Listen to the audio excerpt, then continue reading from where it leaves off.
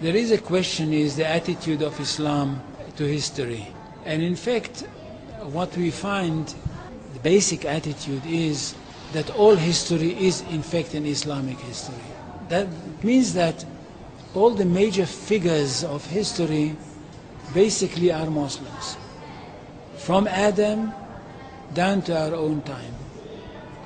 So if the Jews or the Christians are demanding something and basing it on the fact that there was a king called Solomon, or a king called David, or a prophet called Moses, or Jesus, then of course what they are doing, they're saying something which is not true, or in fact they don't know that all these figures were basically Muslim figures.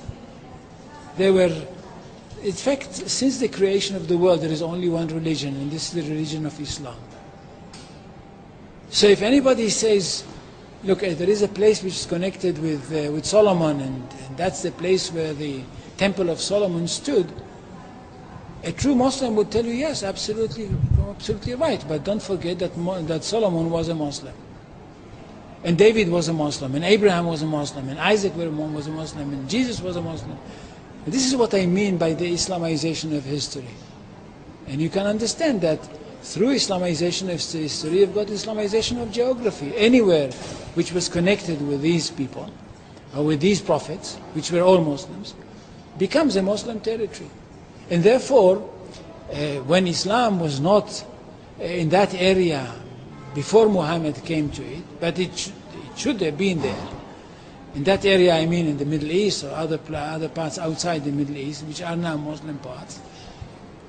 Any place like this had to be freed, not to be conquered, had to be liberated. So Islam appeared in history in the time of Muhammad, or reappeared in history from their point of view, reappeared in history as a liberator. And therefore there is no Islamic occupation.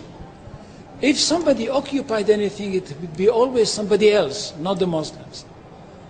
So there is no Islamic occupation, there is only Islamic liberation.